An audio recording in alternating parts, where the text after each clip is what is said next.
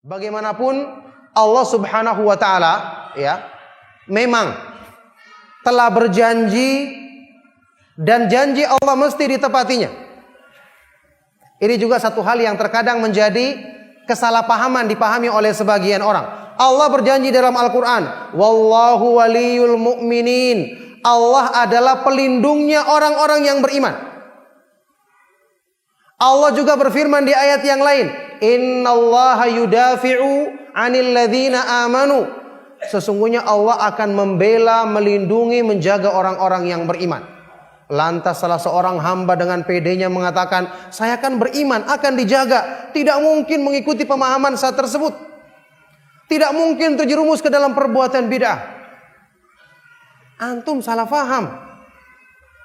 Allah ketika menyebutkan masalah iman dalam ayat-ayat Al-Quran, atau bahkan yang disebutkan dalam hadis-hadis Rasulullah SAW, yang dimaksud adalah iman yang standar, iman yang benar. Sekarang siapa yang mengatakan Anda punya iman tersebut? Iman yang Anda miliki saat ini, siapa yang menjamin sudah memenuhi standar tersebut? Ini yang selalu disalahpahami oleh manusia. Allah itu ketika menjanjikan sesuatu, Allah menyebutkan syarat. Anda penuhi syarat, janji terpenuhi. Syaratnya kurang, berarti janjinya juga tidak sempurna dipenuhi. Tergantung dari syaratnya. Coba, sekarang orang biasanya salah memahami. Misalnya firman Allah Subhanahu wa taala dalam Al-Qur'an, "Wa la yaj'alallahu lil kafirina 'alal mu'minina sabila." Allah tidak akan menjadikan bagi orang-orang kafir jalan untuk menguasai orang-orang yang beriman. Al-Quran tidak mungkin salah kan? Kita ulangi, apa artinya? Allah tidak akan menjadikan jalan bagi orang-orang kafir untuk menguasai dan menundukkan orang-orang yang beriman. Sekarang kalau kita melihat kenyataannya kaum muslimin saat ini, apakah mereka ditundukkan atau dikuasai atau bahkan dihinakan oleh orang-orang kafir? Apa jawabannya? Iya, kita dapati di mana-mana. Loh, berarti bagaimana bukti benarnya ayat ini? Inilah yang disalahpahami oleh sebagian orang. Allah menyebutkan di sini syaratnya, kamu tidak akan dikuasai oleh musuh-musuhmu kalau kamu punya iman yang benar. Berarti iman itu merupakan benteng bagi dirimu, merupakan penjagaan bagi dirimu. Kalau imanmu tidak benar, kau melanggar konsekuensi iman, berarti ibaratnya kamu membuka sendiri jalan untuk dikuasai oleh musuhmu. Itu maknanya. Jadi paham ya? Ketika orang yang beriman tidak melaksanakan konsekuensi iman yang benar, bertauhid, kembali kepada sunnah, berarti namanya benteng penutup telah dibukanya sendiri, mempersilakan musuh-musuhnya masuk dan menguasai diri mereka.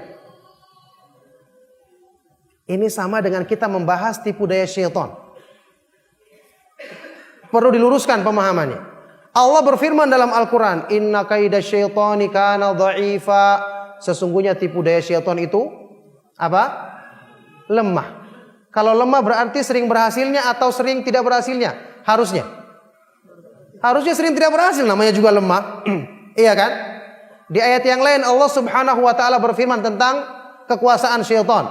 "Innahu laisa lahu sultanun 'alal ladzina amanu wa 'ala rabbihim yatawakkalun. Innama sultanuhu 'alal ladzina yatawallawnahu wal ladzina hum bihi musyrikun."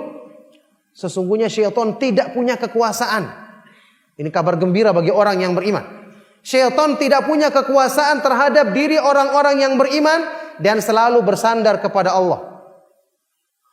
Hanyalah kekuasaan syaitan itu bagi orang-orang yang loyal kepadanya, mengikutinya, berwala kepadanya, dan orang-orang yang melakukan perbuatan syirik, menyekutukannya dengan Allah. Lihat, syaitan tidak bisa menguasai kita. Tapi apa yang terjadi? Apa yang maksudnya ayat ini? Allah menyebutkan syaratnya, yaitu ketika Anda beriman dan bersandar kepada Allah dengan benar, selalu bergantung kepada Allah. Kenapa? Kalau bersandar kepada diri sendiri, diri kita lemah. Tapi yang terjadi sebagian manusia justru membuat jalan untuk membukakan pintu bagi syaitan menguasai dirinya. Kalau sudah begini, la yalumanna illa nafsahu. Jangan dia mencela kecuali kepada dirinya sendiri.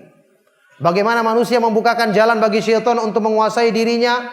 Yaitu dengan memperturutkan hawa nafsunya, yang merupakan tunggangan syaitan. Semua kotoran penyakit hati manusia bersumber dari hawa nafsu.